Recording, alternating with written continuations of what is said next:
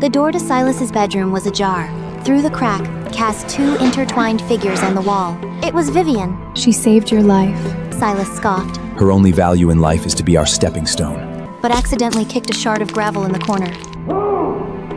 The next second, the door was flung open, and Silas stood shirtless in the doorway. Looks like our little sacrifice heard something he shouldn't have. I didn't resist, only looking at Silas indifferently. Silas, I pulled you back from the brink of death. I gave you everything. You can't do this to me. He sneered, How dare a lowly trash like you stand beside me? slammed me violently onto the cold sacrificial stone. In the dead of night, the iron swamp wolf den was chilled by the stench of blood seeping from the cracks in the rocks. I carried a jar of freshly brewed medicine, my steps as light as a cat's. 3 days ago, Silas had cut his shoulder with silver while clearing out roaming wolves, and I was bringing him medicine as usual. The door to Silas's bedroom was ajar. Through the crack, the flickering firelight cast two intertwined figures on the wall. Silas was shirtless, and in the throes of lust, black claws sprouted from his fingertips, and gray wolf fur appeared on his cheekbones. It was Vivienne. She raised her head and let out a low laugh. She scratched the old wound on Silas's back with her fingertips and dug her nails into the flesh. Be gentle, Silas. Control your wolf nature and don't leave a permanent mark. Otherwise, tomorrow's ceremony will be ruined. I raised an eyebrow, showing no surprise, only a slight disappointment. Yet another candidate had fallen before ambition and vanity. I am the moon goddess, descended to earth in the form of a classless omega, seeking an heir worthy of the ancient bloodline. To ensure absolute fairness in the trial, I completely sealed away all divine power, even stripping werewolves of their most basic self-healing abilities and senses. Silas was a candidate I had observed for half a year. I had saved his life and tacitly allowed him to publicly declare me his partner, merely to see his true nature up close. The sounds from under the door continued. I turned to leave, but accidentally kicked a shard of gravel in the corner. The next second, the door was flung open, and Silas stood shirtless in the doorway. Vivienne stepped out, toying with a silver knife in his hand. Looks like our little sacrifice heard something he shouldn't have. I straightened up and calmly looked at them. I gave you a chance, Silas. Silas's face instantly contorted into a ferocious grin. He grabbed my neck, the force so strong it felt like he wanted to crush my bones. Cut the fucking act! You heard it all, so we ain't waiting till tomorrow. Perfect timing. The full moon has already risen. Hold the ceremony early, lest something unforeseen happens. I didn't resist, only looking at Silas indifferently. You'll regret this. Silas sneered, Regret? dragging me towards the sacrificial site on the mountaintop. My biggest regret is that I didn't just kill you back then.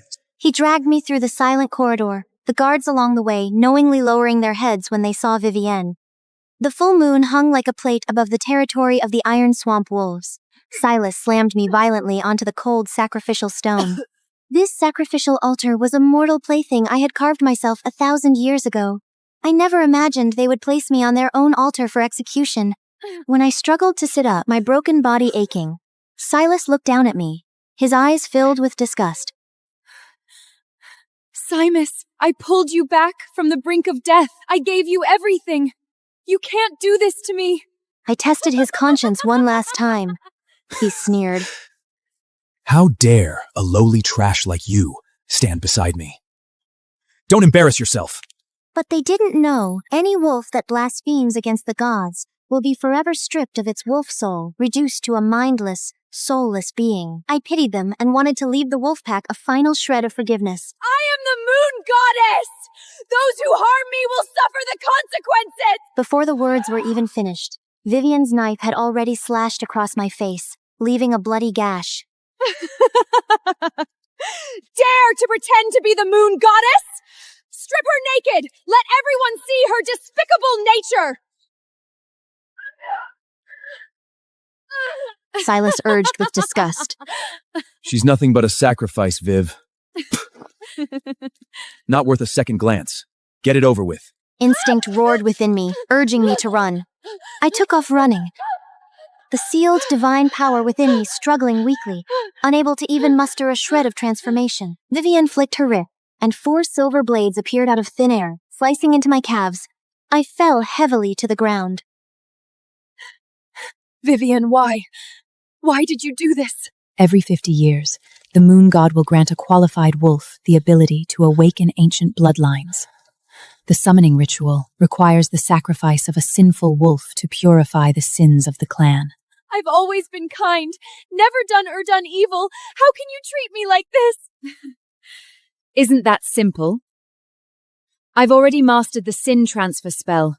All I need to do is I transfer all committal onto you, isn't it no? I was filled with sorrow. If this fabricated ritual were completed, the punishment wouldn't just fall on them, but would devour the entire pack. The Iron Swamp Wolves had prided themselves for generations on upholding honor and protecting the innocent. I couldn't bear to see it perish because of the sins of 2 wolves. Please, stop. Just say what you want. Don't do this. This time, the awakening will be foolproof. He bound my wrists with silver cords, the silver searing my skin. He seized my hair and wrenched it harshly backward, forcing Vivienne to perform the sin transference ritual. It felt as if every nerve across my body burned all at once. Countless sinful memories that never belonged to me surged into my mind. Massacres, betrayals, poisonings, each one enough to make even the fiercest roaming wolves tremble with fear. I screamed in torment. He sneered. Be obedient. Once we attain awakening, we shall remember all you have done for us.